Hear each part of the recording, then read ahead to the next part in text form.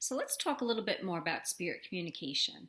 When we communicate with people, there are many ways that, if you meet somebody new, that you can tell a lot about the person. So the first thing that usually when you meet a new person, you look at them and you kind of get a feel for them. What do they look like? How are they dressed? How are they acting? What is their mannerisms, their gestures? How do they speak? So much can be gotten just by looking at a person. So it's really the same in the spirit world. When a spirit comes through, sometimes they'll come through in a pose, in a certain way, holding their head a certain way. And that in and of itself is a symbol. So if you see a spirit in your mind's eye and they've kind of got their head really tilted, like maybe in a really exaggerated way, that could be how was one of like their trademarks, that when they would talk, they would tilt their head a lot. Or, one time I saw a spirit walking up to me, and he was walking up and he was kind of like, walking up in a very kind of cool way, kind of sauntered up. So the girl that I was giving the reading to, I said, is your friend, like kind of a ladies' man, because the way he's walking up to me is kind of like in this suave kind of way. And she just started laughing hysterical. So I could tell just by his walk, a little bit about his personality. And then the next thing that I saw is that he had drumsticks in his hands. So, and he was like drumming in the air. He was kind of like going like that. And as I was talking to her, and I didn't even realize I was drumming. So she's like, "What are you doing?" And I said, "I'm drumming. I guess I'm drumming." I said, "Did he play the drums?" And she's like, "Yes, he played the drums." So it kind of caught me off guard. But sometimes when you're looking at a spirit and you're getting information, you start acting out what the spirit is doing, which is good. You want to use your whole body in a reading. So, and it's really pretty funny when you get messages like that, or you get those little tips. A lot of times spirits will, I will just hear a laugh.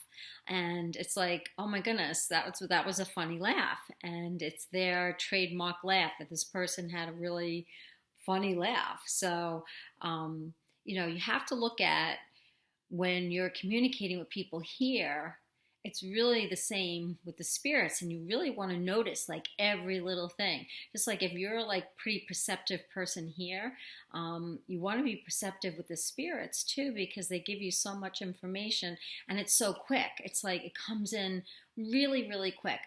Like when I say I see a spirit and they come walking up, sauntering up, it's very quick. It's almost like in an instant, it just flashes by. So don't think that a lot of times the spirit symbols come in very, very quickly, and that's why you have to do your mind focus exercises, because you got to pull them back. It's like a flash. So, don't get worried if you're only seeing flashes of things. That definitely happens. So body language is really important here on Earth, and it's also important in the spirit world.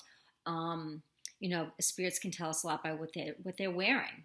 That's a very good identifier. So sometimes I'll see spirits wearing a dress, and the person will say, "Yeah, she wore dresses a lot." Or I'll see a spirit wearing a blanket around them, and the blanket that I see is significant. Or I'll see a spirit knitting. So all that stuff is very significant. So you have to pay really close attention to how the spirit's presenting themselves. A lot of times spirits will highlight one thing about them that is kind of like their trademark. I was doing a reading for this girl, and I could see this other girl come through, and she had dark hair, and she showed me her skin looked like porcelain. And her friend said, yeah, she had really pale, beautiful skin.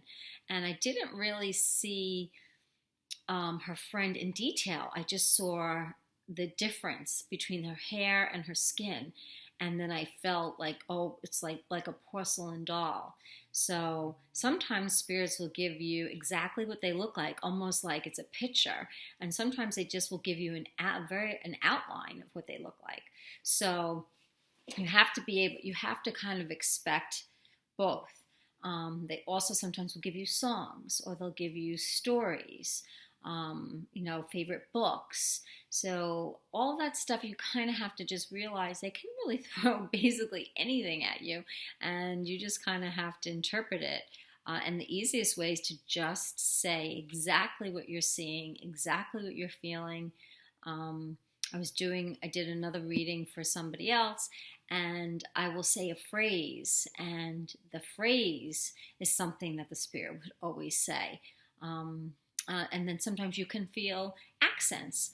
It's not like I'm hearing this person talking in an accent, but I can feel an accent.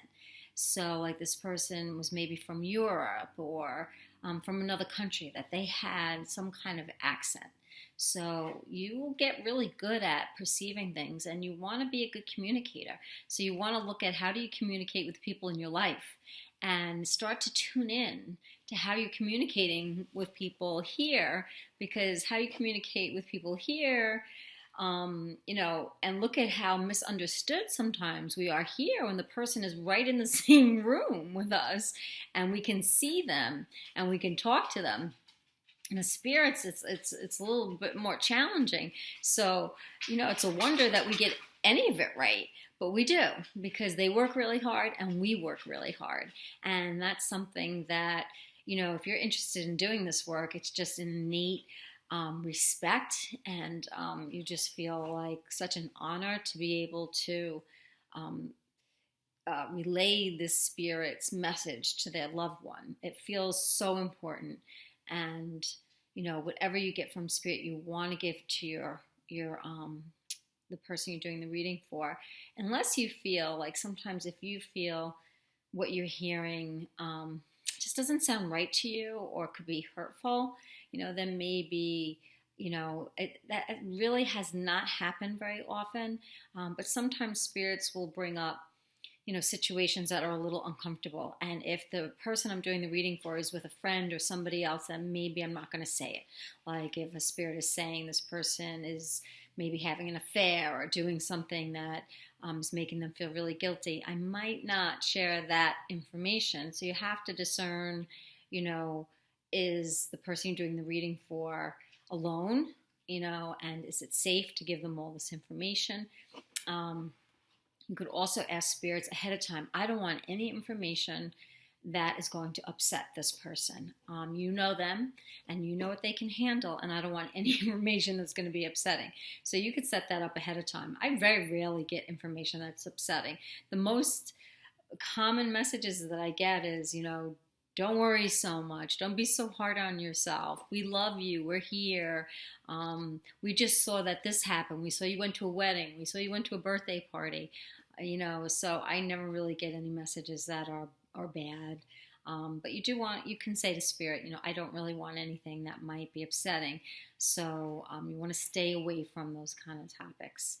So, look at how you communicate with the people in your life, and then you're going to just transfer how you communicate with people in your life here to the spirit world. It's really the same. You just have to do it in a different way.